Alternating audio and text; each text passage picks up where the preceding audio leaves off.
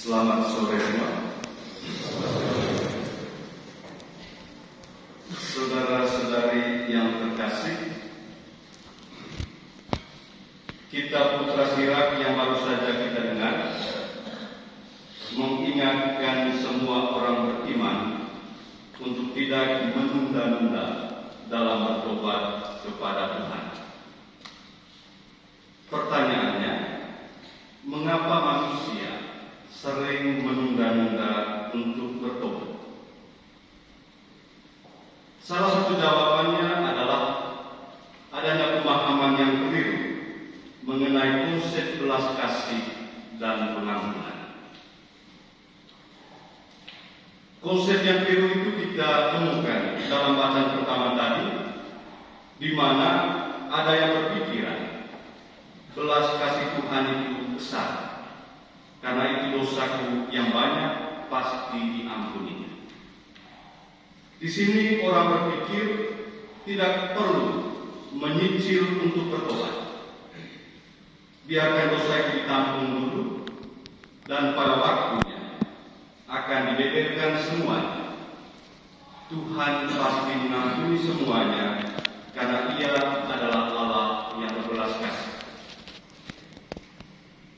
Dia lupa bahwa belas kasihan memang ada pada Tuhan, namun kemurkaan pun ada padanya, dan tiba-tiba kemurkaan itu meletus, maka dia akan binasa pada saat hukuman. Demikian tandas Kitab Putra Sirak. Dalam sejarah teologi ada perdebatan mengenai konsep belas kasih dan pengampunan Allah. Ada beberapa pemikir yang mengkritik konsep belas kasih dan pengampunan Allah karena mereka berpandangan bahwa paham tersebut menjadi alasan bagi orang untuk bertahan dalam kelemahan, dalam dosa, serta menunda untuk bertobat. Misalnya Friedrich Nietzsche dalam bukunya The Antichrist, ia melihat konsep belas kasih Allah dalam kekristenan sebagai penghambat bagi manusia untuk berkembang dalam kekuatan dan keberanian, dan justru menjadikannya tetap tinggal dalam kesalahan.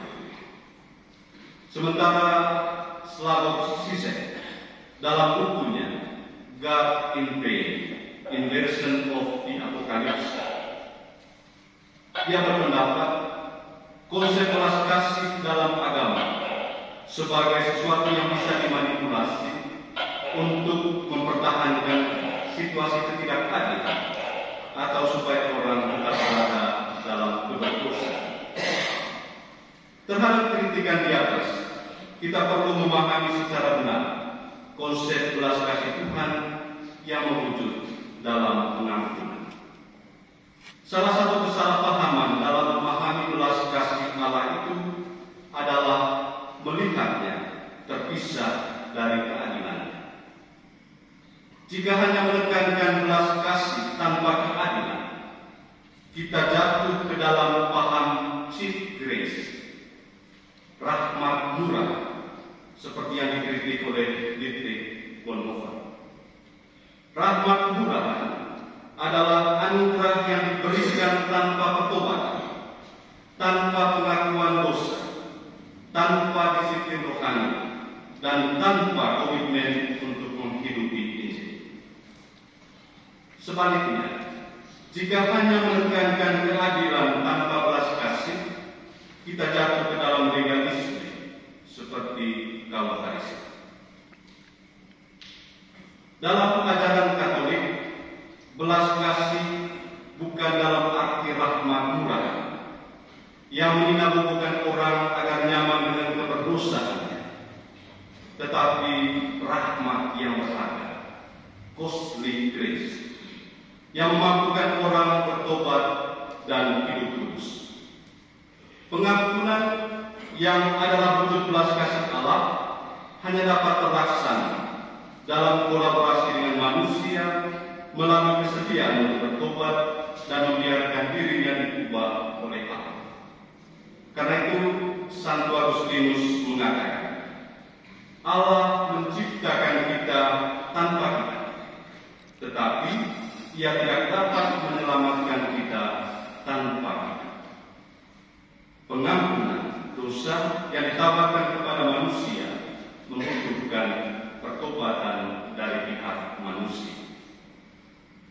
Jika seseorang secara sadar berdosa dengan niat untuk memanfaatkan belas kasih dan pengampunan Allah, maka ia jatuh ke dalam dosa yang disebut pelanggaran terhadap kebajikan haram atau virtus spiri, yang merupakan produk dari kesombongan. Katekismus Gereja Katolik nomor 2092 menyebut dua jenis dosa kesombongan. Pertama, manusia menilai kemampuannya terlalu tinggi dengan berharap bahwa ia dapat mencapai keselamatan tanpa bantuan Tuhan. Itu dosa pertama, mengandalkan kemampuan diri. Dosa kedua, ia berharap terlalu berani bahwa ia dapat menerima pengampunan dari Maha Kuasa dan kerahiman Allah tanpa bertobat dan menjadi bahagia tanpa jasa apapun. Di sini seseorang mengharapkan keselamatan tanpa melakukan apapun untuk mendapatkan atau untuk pengampunan dosa-dosanya tanpa bertobat dari dosa-dosanya itu. Karena itu pengampunan dalam Gereja Katolik, khususnya dalam sakramen tobat, mengharuskan adanya pertobatan sejati. Pertobatan yang sejati berarti ada perubahan hati dan niat untuk hidup dalam kebaikan. Kebaikan yang dilakukan oleh seseorang yang bertobat bukan sebagai balas jasanya atas pengampunan yang telah diterima, tetapi bukti bahwa rahmat pengampunan sudah bekerja dalam dirinya sehingga dia dapat berbuat baik. Jika ada yang mengatakan, saya sudah bertobat, tetapi dalam kenyataan dia masih melakukan kejahatan, hal itu berarti dia belum menerima rahmat pengampunan tersebut. Jika seseorang sengaja terus-menerus berdosa karena berpikir Allah berbelas kasih, ia dapat kehilangan rahmat Allah dan berisiko tidak selamat. Teks Ibrani bab 10 ayat 26-27 mengatakan demikian. Sebab jika kita sengaja berbuat dosa sesudah memperoleh pengetahuan tentang kebenaran, maka tidak ada lagi korban untuk menghapus dosa itu. Tetapi yang ada adalah kematian yang mengerikan akan penghakiman dan api yang dahsyat yang akan menghanguskan semua orang durhaka. Saudara-saudari yang terkasih, Allah mengundang kita untuk jangan menunda-nunda dalam bertobat.